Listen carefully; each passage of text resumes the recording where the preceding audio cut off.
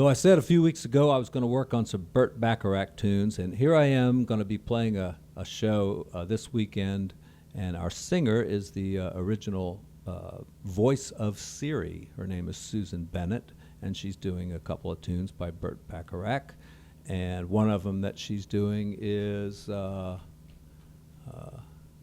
Anyone That Has a Heart. Is that the name of it? So typical of a Burt Bacharach song. It's got all kinds of mixed meter. It's got a very unusual chord progression. It's pretty complex. Find my chart. And there's a very good version out there by Winona Judd that starts on F sharp minor.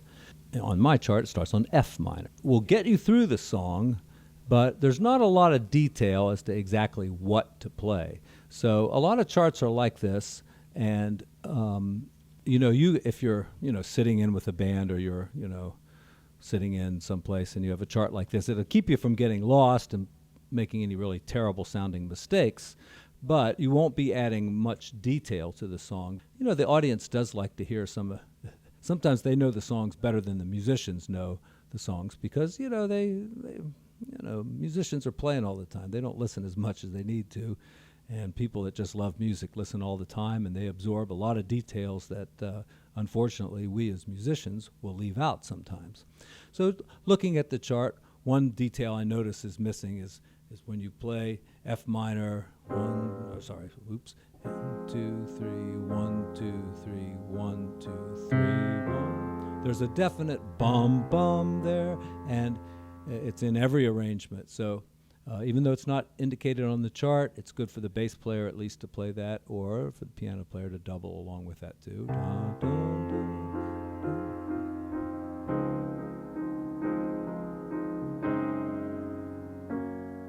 One of the band members sent me a chart of Siri actually, or not a chart, but a recording of Siri actually singing this song. I call her Siri, but she does have a name.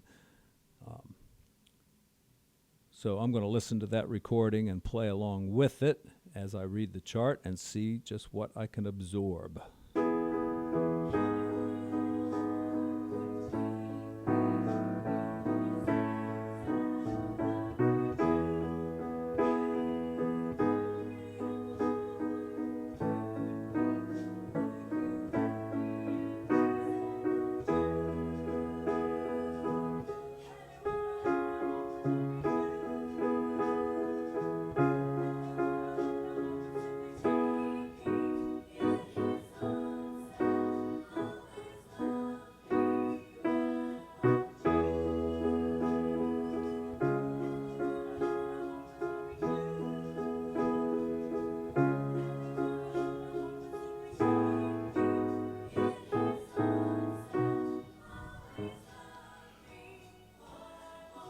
So, a few things I noticed from playing along with the recording. One, that outline is going to get me unless I rehearse that a little bit. And when you're reading a chart like this, where you have the slash chord and you have a triad over a bass note, if you can't quickly grasp it like I was unable to do there for some reason, just play the triad on top and let the bass player handle the bass, and then no problem. But if you have time to work it out, or if you can read stuff like that, all power to you. I also noticed some string lines in there, the one place where it goes right back to the top of the verse and it goes like that on the cello. That's pretty important. And, I wouldn't say the string line it has to be exact. Just putting in some strings on the top would probably help a little bit. So I have to think a little bit about how I'm going to do this. The piano pulsating like this is very important. And when I can put two hands on the piano, I'll certainly want to do that. But if I'm doing a string line at the same time, this has got to go on at the same time.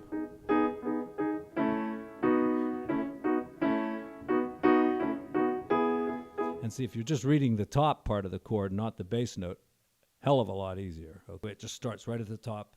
Anyone who have a heart.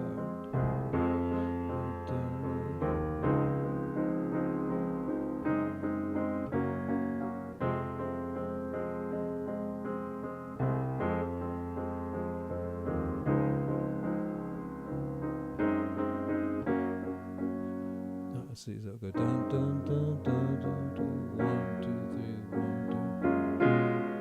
1, 2. All right.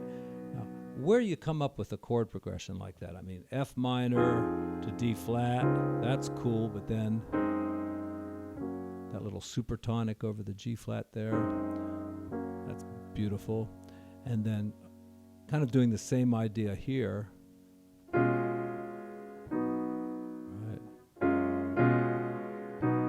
Going up to E.